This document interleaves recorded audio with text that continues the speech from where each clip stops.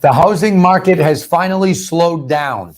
Buyers, you should be excited about that. After a 2-year frenzy, things have finally cooled off. The market is slowing even more and it's finding its equilibrium. This is a good thing that is happening for the most part. And buyers should embrace it and be excited about it. Sellers, you had it your way for 2 years, and now you don't have it your way quite as much, but I would say that things are still swung a bit in your favor. Anthony Lamacchia here, broker owner of Lamacchia Realty, and I am here to provide you with a full Massachusetts and New Hampshire real estate market update. This is a fall housing update where I will be talking specifically about Massachusetts and New Hampshire, and also just what is going on in housing overall. If you were on 5 minutes ago, I will tell you that I apologize for having to jump off and for not having volume. I made the mistake of clicking my microphone to mute before I started, and that cost me because I forgot to unmute it, and I'm sorry about that. So here with you now, going to get focused on housing. What is happening? Folks, let me talk broad overview for a minute, and then we will get into details. Number one, the market could not have possibly stayed as crazy as it was forever. That was a complete frenzy, a historic frenzy that we've never seen. And that was coming off the pandemic when we had a decrease in supply, a decrease in the interest rates, and that's what drove so much demand. Demand went up like crazy. Now we're on the other side of that, and it has to slow down a bit. Keep in mind, just to give you some numbers, in 2021, 101,000 homes sold in Massachusetts. That's the first time since 2005 that over 100,000 homes sold in Massachusetts, and only the third year that over 100,000 sold. That happened in 04, 05, and in 21. It can't possibly stay like that. So we have to come back down. In Massachusetts, there's an average of roughly 92,000 homes a year that sell over the last, say, 20, 25 years. Going to 101 was unprecedented. We had to come down at least 10, 11, 12% from there. So when you hear right now, housing's down 20%, housing's down 30%, take 10 off of that, because it's going back to, just to get back to normal, it had to come down at least 10, okay? So that's expected. It's expected to happen. And I think that what we're seeing here is obviously the increased interest rates and the speed that they went up. It's the slowing economy is having an impact. There's no denying the economy has slowed down and it's slowing more. In addition to that, we have midterm elections. And let me tell you something interesting. 2014, 2018, and this year all have something in common. All a midterm election year, and they were all very slow falls for real estate. And that's what we're seeing now. However, this one is different than the last two. I had predicted in April that I thought we would have a slow fall. That is happening, but it's not happening for the reason that I expected or predicted. I had predicted it would be slow for the same reason it was in 18 and 14, where people were listing their homes and they really weren't selling. Yes, there are some properties not selling. That's more of a normal real estate market. It's not normal for homes to get scoffed up by buyers like nothing. But in 18 and in 14 especially, there was a lot of listings that got listed and didn't sell. That's not happening right now. There's some not selling, particularly those that are dramatically overpriced. But if they're priced decently, they're selling, and they're selling fast. So why is it slow now? The reason it's slow now is not only because there's a substantial decrease in buyer demand, but it's also because there is a decrease in the amount of sellers that are listing their homes. And it is the largest decrease that I have seen since the year 2000.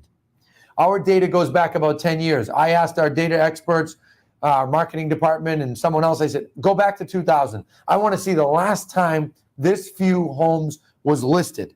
The last time was 2000. So it's been 22 years since this smaller amount of homes have been listed. Why is that? I think there's a couple reasons. I think the midterm elections, I think the economy, I think anytime things start to go wrong, people tend to freeze. There's an initial freeze. In addition to that, this is a little bit worse because we're also dealing with people saying, well, I don't want to give up my interest rate. My mortgage interest rate on my home is 2.8%, And if I sell, I'm now going to have a 7% mortgage or a 6.75 or a 7.3, somewhere in that range. In some cases, that's 4% more. People don't want to pay it. Now, keep something in mind, buyers. Don't get angry. That won't last forever. Sellers can't hold off forever. Eventually, life needs kick in and they will have to list their homes. But I also want to point something out to buyers. And I'm going to talk about this more when I review interest rates. In June, when rates really went up, from the last week in May, early June, rates went up substantially. Largest increase in a 3-week period in like 30 years, since 1994. There were a lot of buyers that said, forget it, I'm not paying that rate. I'll wait till they come down. Many of those buyers came back to us in August because rates dipped back down a little. There was a little bit of a settlement, and then they went right back up again, substantially higher. But folks, the days of 2s and 3s are over. In my opinion, the days of 4s are over as well. You will probably see 5s again. You'll see 6s again, but it's a ways off. The trajectory is heading up, and home buyers need to face that fact. It is what it is. You measure rates over the last 50 years, historically speaking, they're still very good, but they're not as good as they were. It couldn't stay as Black Friday for mortgage rates forever. That wasn't going to last forever, okay? So keep those things in mind. Now what I'd like to do is show you our weekly market update that we put out for both Massachusetts and New Hampshire. And then I'm going to look at our Massachusetts and New Hampshire September housing report. And as I go through these, I'm going to give little bits of advice on what buyers and sellers should do. And I'll do that even more at the end in my recap. So follow me here. I'm first going to put up the Massachusetts updates. I got to jump over to that page. And I want to show you something that's going on. Please look closely. The red line is 2022, as I said. Notice how the beginning of this year, the amount of homes listed was much lower. The reason it was lower then is people weren't listing because they didn't know where they were going to go. Then by the time we got into spring, the amount of folks listing their home got a little better. Then interest rates went up faster than ever. Look what has happened since week 27, which is pretty close to the middle of the year. It's like the second week or first week in July. Since then, the amount of homes listed for sale is noticeably down. It's not even close to prior years. And look at this data. It goes back 6 years. So there's clearly a pattern here. And I've been watching this. I watched it all summer, and I said, let me see how long this lasts. And about 2 weeks ago, I said, get me data back to 2000. I want to see the last time this few amount of homes have been listed. And it was the year 2000. This is something we're going to have to put up with for a while. Now, when I look at snapshot of homes for sale each Saturday, take a look at this. This is single families, condos, and multifamilies. Look at the different colors across the bottom. 9,792 homes for sale in Massachusetts on Saturday night. Historically speaking, this is extremely low. The only time there was lower than that was a year ago. A year ago, it was at about 9,000. Now it's 9,792. And I had expected by now for us to be rivaling 2020. The reason we're not is rates going up made so many sellers pull back on listing their homes. But I still expect this to improve over time. It'll stay low for the next 6 months, but then it will improve. Single family inventory, again, right in between what it was a year ago and what it was in 2020, with 5,700 homes for sale in Massachusetts, single family homes. Now look at pendings per week. This is very interesting and frustrating for those in the real estate market. Since week 27, not even week 27, you really go back to week 23, 24, 25, it really slowed down. The amount of homes pending each week really slowed down. Why? It's because interest rates went up. Buyers cannot afford as much as they could. The affordability index is substantially strained on buyers. And look at this. Many less homes going under contract per week. Sellers, you have to take note of this. You can't pretend that this only affects other homes, not yours, or you will not be able to sell. Last week was an unusually slow week for home sales. That's coming off of September when pendings were low. Now we look at the percent of properties going pending each week. Zoom in and take a look. Percent of pending homes of the total homes for sale each week. We're still hovering around 15% of homes for sale going pending. That is still strong, but part of the reason it's strong is we have a very low inventory. So the lower it is, naturally, more of it's going to get eaten up on a percentage basis each week. Now we go to down here and look at interest rates. Take a look. Beginning of the year, they were down around 3%, 3.5%. Beginning of the year, 4%. Then we get closer to spring, they started going up. Now look at late summer. They went up in July, they started coming down a little bit to 5, and then they shot back up to 7. It's possible that we are going to see them settle back down a little bit here in the next couple of weeks leading up to midterms, because I'm sure the Federal Reserve is under tremendous pressure to get rates to back off a little, and I'm sure there'll be things that happen with bond markets, but the trajectory of rates is going to stay upward for at least 6 more months. So I will be not surprised at all 3 to 6 months from now when I'm sitting in here doing an update and rates are at 8 or 9%. And I will tell you, I don't think they're going to 10, but I won't be shocked if they do. I will not be shocked. This inflation problem is major. The economic slowdown is happening, and it's just causing things to go awry. Now, once the economy slows down enough, that will actually help rates, but it hasn't quite happened yet. It's slowed down, but it hasn't been dramatic enough. Take a look at the average sale prices, folks.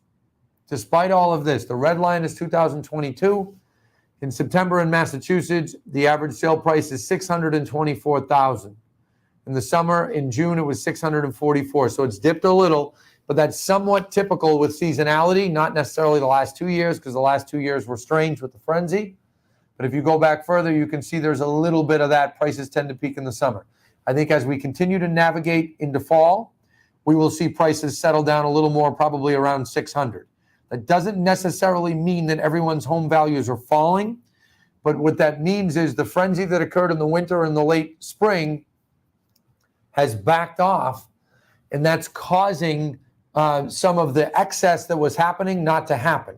So if we end the year around a $600,000 average sale price, I won't be surprised. Look at the beginning of the year, it was $581,000 when we started the year.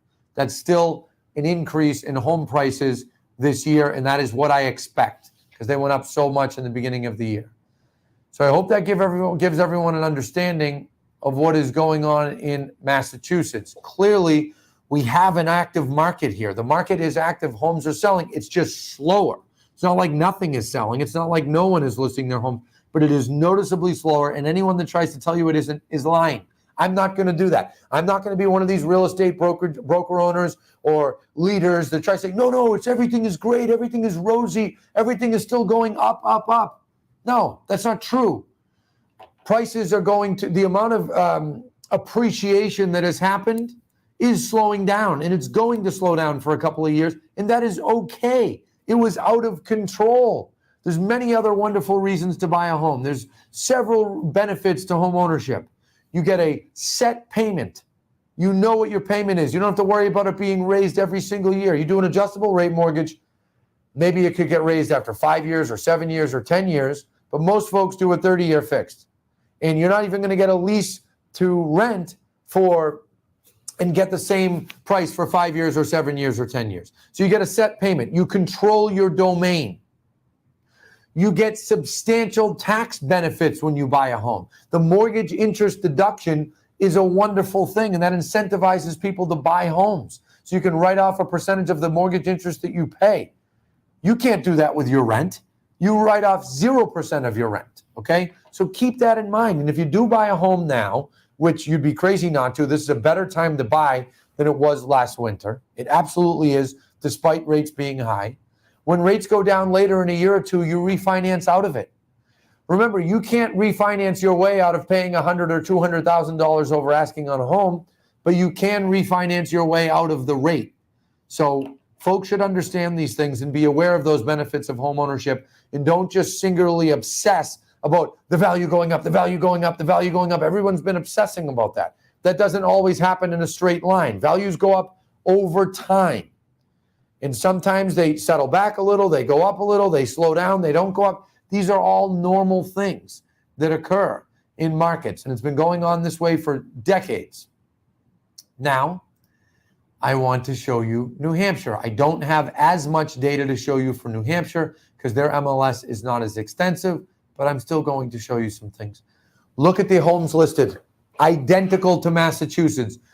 Noticeable decrease in the amount of homes listed. Look at this, how low it is. Right around week 27, it was less. There was an outlier week back in 2020 where it was lower. But other than that, you take a look at the amount of homes listed, it's down substantially. Sellers are kind of staying put right now. That makes it so that pendings are down substantially. Solds will start to be down substantially. Remember what I said. We cannot have peak years every year or they wouldn't be peaks. But take a look at this, folks. We started the year with a $450,000 average sale price in New Hampshire, and look where we're at, $500,000. Notice how it's flatlining. I expect it, I'm going to say this very clearly, I expect that to continue to flatline or, more likely, dip a little bit as we get into the end of the year. That's okay. Keep in mind, sale prices are a lagging indicator. So the sale prices right now are transactions that were negotiated months back. Sellers, you need to remember that. If you look at sale prices from the summer, those were negotiated in the spring before rates went up. You have to be mindful of that. But even if prices settle down in New Hampshire to say 480 or 470 or 490, I think it'll be more like 480 or 490, we're still talking about 10% increase in sale prices since the beginning of the year in New Hampshire. That is substantial. And buyers and sellers need to be aware of these things.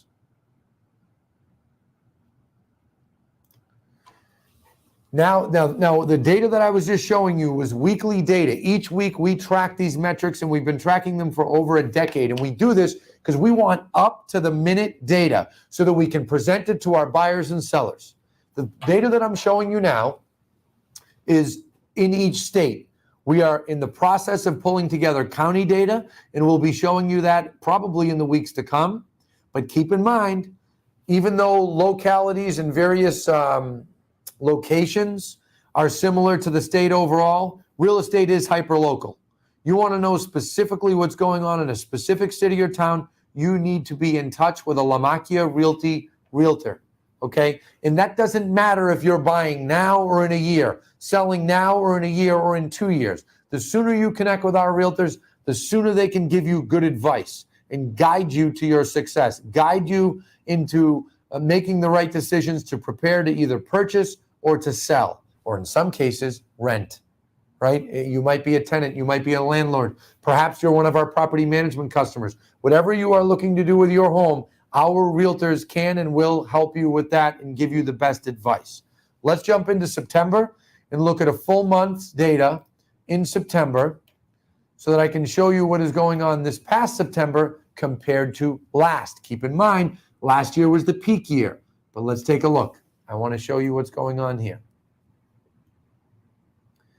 Homes sold down 18%. Remember what I told you, 10 or 11% of that is extra that was last year in the peak year. So Massachusetts, from the average, the typical year, is really only down in September about 10% or 8%. Average sale price up 6%. Homes listed down 19. Already talked about that. Many less home sellers listing their homes. Massachusetts home sales, I already said, were down. Listings are down. Price reductions was actually down, which was kind of interesting. They were down overall, but I expect them to go up because we're still seeing a lot of sellers who are overpricing. Going to New Hampshire, homes listed down 16%, homes sold down 9%. So think about that. Homes sold down 9%. They're really not down much at all, September to September, because that brings us down to the historical norm. Remember, I talked about that. Average prices up 12%. Okay, there's all kinds of wonderful information in here, and you can get your hands on all of this by logging on to LomacchiaRealty.com. That's LomacchiaRealty.com. Go to the resources section, go into the housing reports, look at the videos, look at the information that we're putting out so that you can understand what is going on. The data doesn't lie. Now, let's talk for a couple of minutes about interest rates and buyers, and then I'm going to get into sellers. I want to do this in my recap. As I stated, I expect interest rates to go up more. You might see a dip in the next couple of weeks. And when I say a dip, I'm talking about maybe a half a point, a quarter point. This isn't going to go down 3-4 points. It's not how our interest rates work. So I think we may see a dip in the next few weeks, but the trajectory of interest rates is going up. I guarantee it. Folks, look at my videos from July when I did my Q2 real estate market update. I said the trajectory was going up. Some buyers hear that and they think we're trying to sell them. I don't do that. Home buyers, one thing you can always bet on with me is I will tell you the truth. I will tell you what I honestly believe.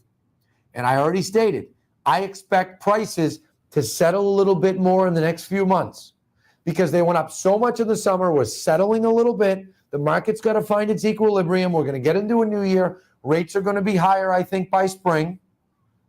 By then, I think the economy will start to slow enough that the Fed will probably by next spring back off on raising rates.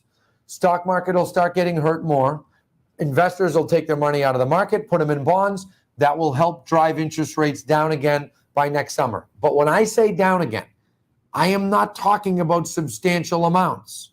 But when they do go down again, remember, there will be buyers running back into the market and there'll be more demand. So if you want to make a wise decision, buy now, refi then. Buy now, refinance then. Folks, you marry the house, you date the rate.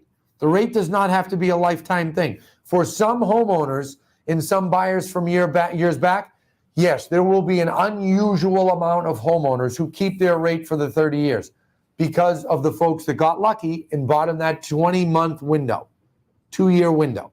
The folks that didn't, the rest of the world, that's not going to happen. You're going to have to refinance. That's normal, okay?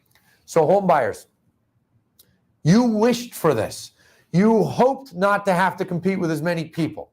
There are still multiple offer situations going on every day, but it is less. And there are some homes on the market now that are sitting because some of those sellers overpriced or simply because it might be in a market that doesn't have as many buyers. When you see that, stop automatically thinking there is something wrong with the home.